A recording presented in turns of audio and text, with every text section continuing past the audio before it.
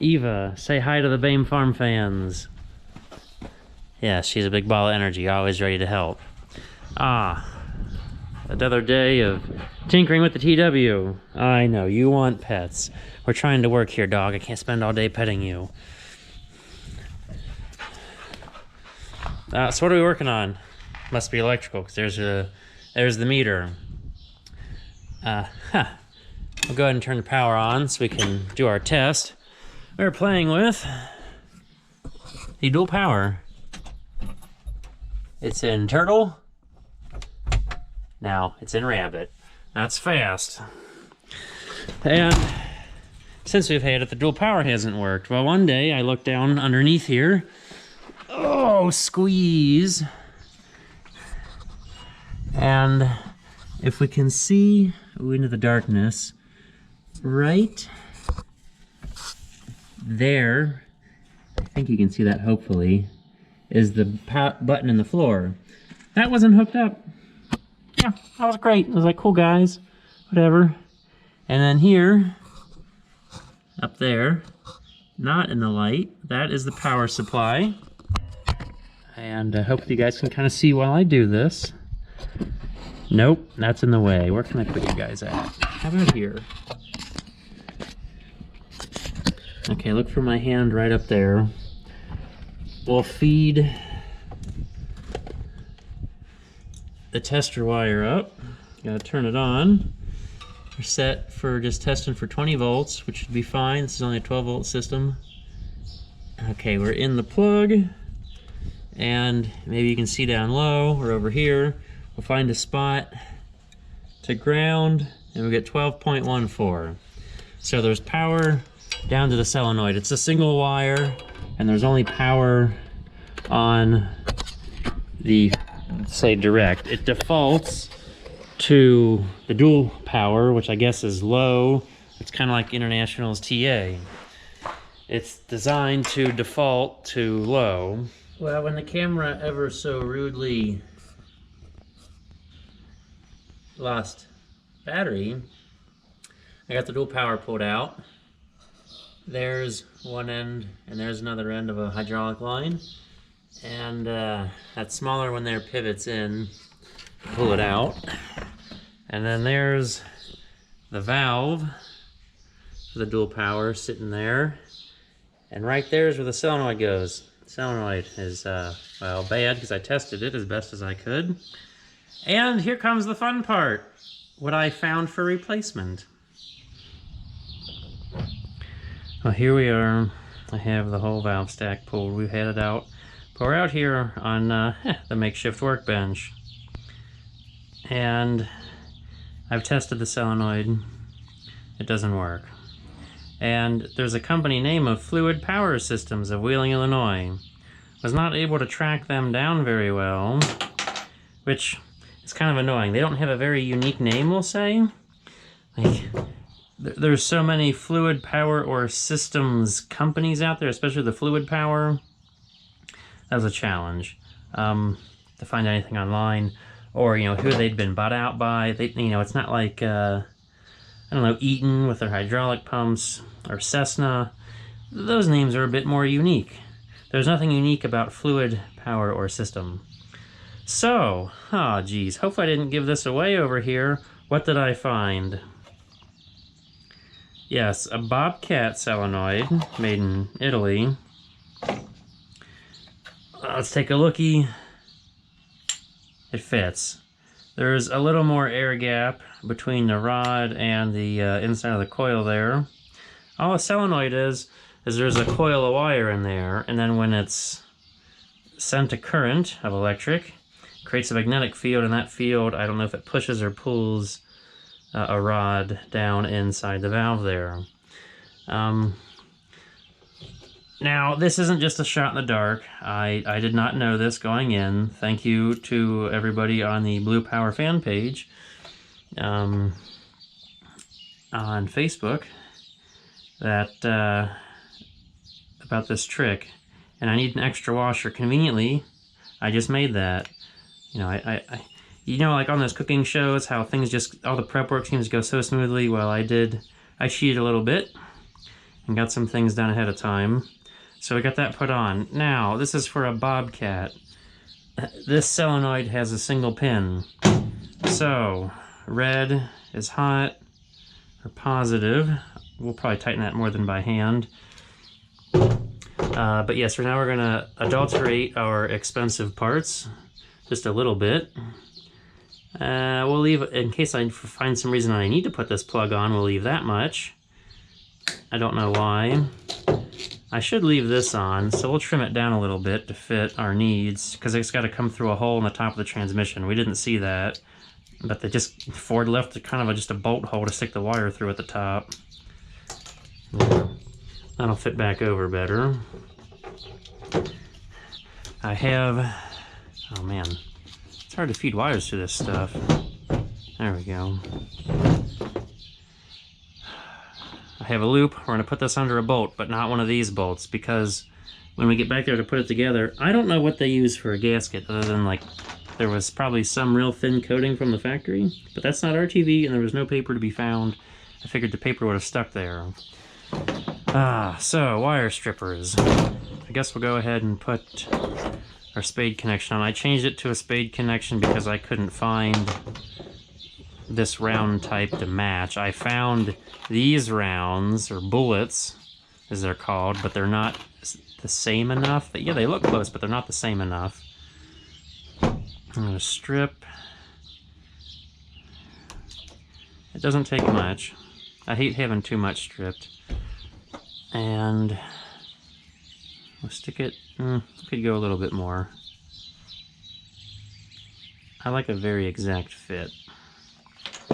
I hate when there's like too much wire stripped and then wires showing them at the end of past the end of the like connection shield.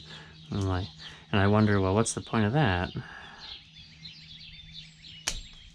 I mean, we're talking just a small bit. I know I'm being anal, but there. I don't know if you can see it on camera, there's just a small bit sticking out past the end. We have our vice grip set to crimp it down tight. I use vice grips instead of like big pliers. Just the force multiplication aspect. The hardest thing, or the most difficult, challenging, or potentially bad part is if we mash down the spade too much. So that's our first attempt. Give it another turn or more. That won't move too easy unless we sit there and pull on it real hard. Now this one, crimp that sucker down tight.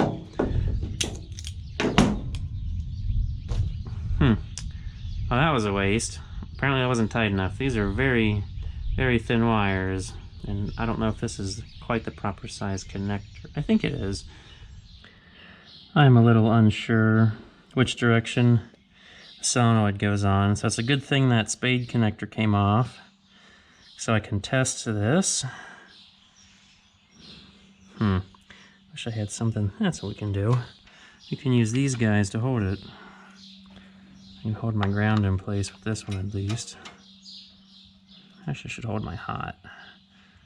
That'll give me some insulation factors, and when I connect up the ground, we should hear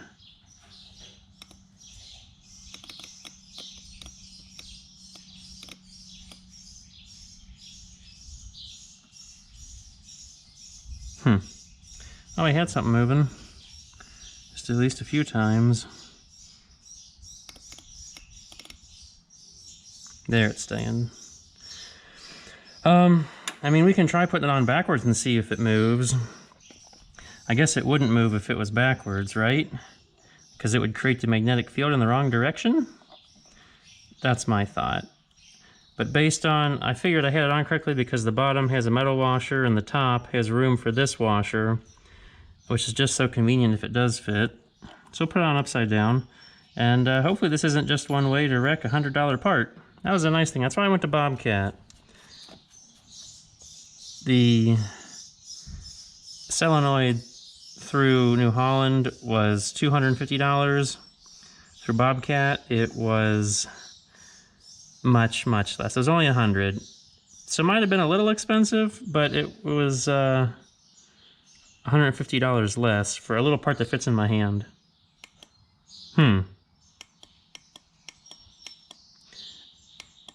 You hear that? Well, I guess it is non-directional. But I like the fit the other way. So we're going to put it the other way.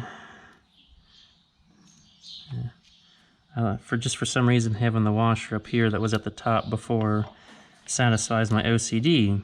But I did that test before, there was no click. So that means we're moving the little valve stem inside. I'm sure there's some more scientific name than than valve stem, but that's what I know it as. So let's go put those connections on out in the daylight, and we'll come back into the darkness of the barn here shortly.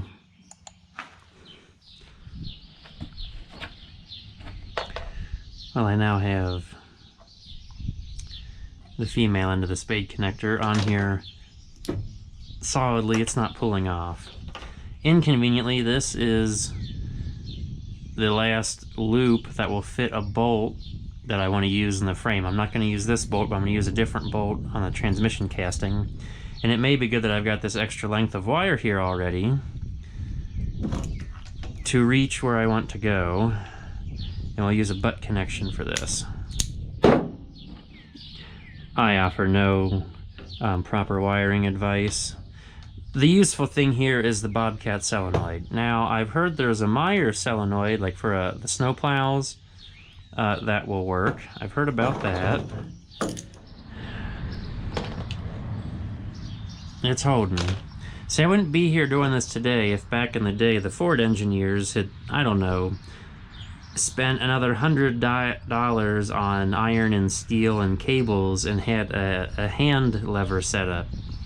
However, one thing the solenoid offers is full in or full out. One thing that got international torque amplifiers, well, you know, with the hand lever there on the dash, is people being slow and bashful with them. If you're shifting, you're shifting. If you're not, don't. And that's kind of what would take out the TA, is it'd be in limbo for too long.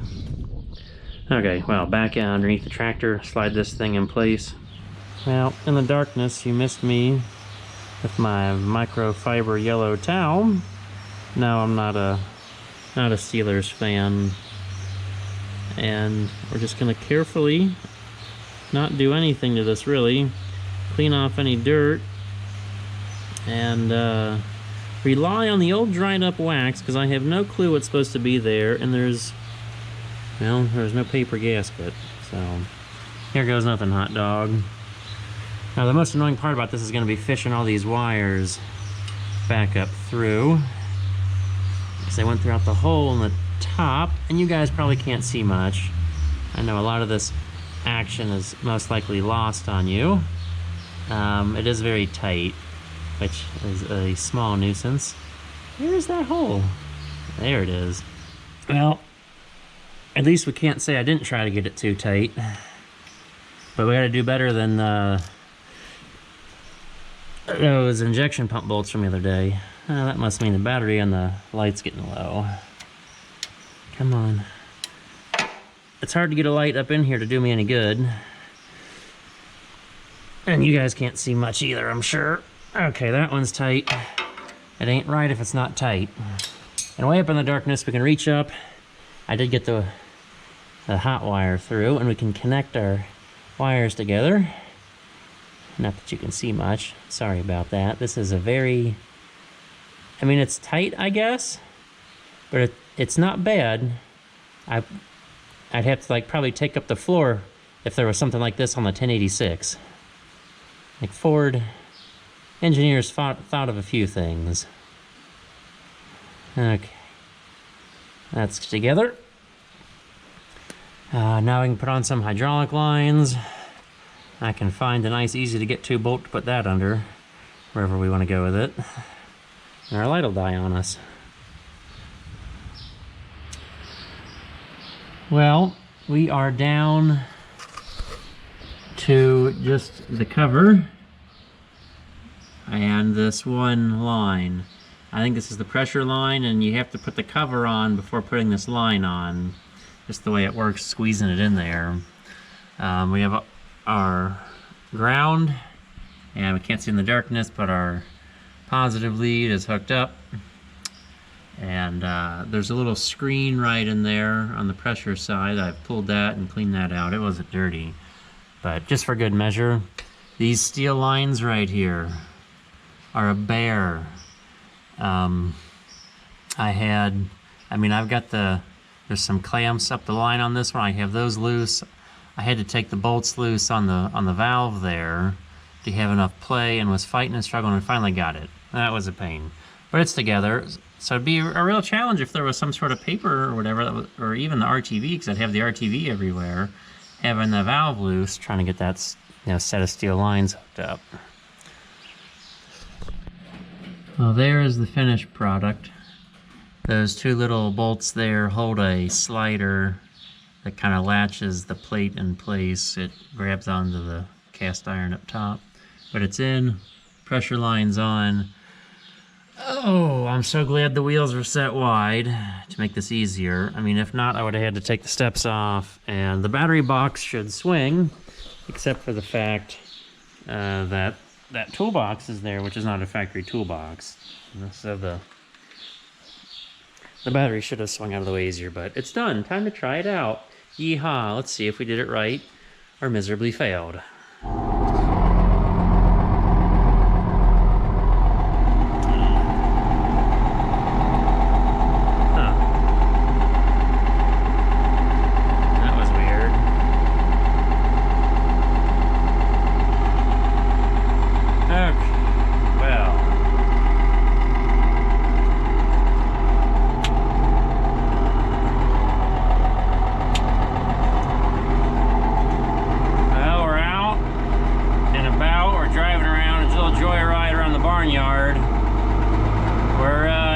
Slow, I think third gear. Let's see how we did. Put our foot down, press the button.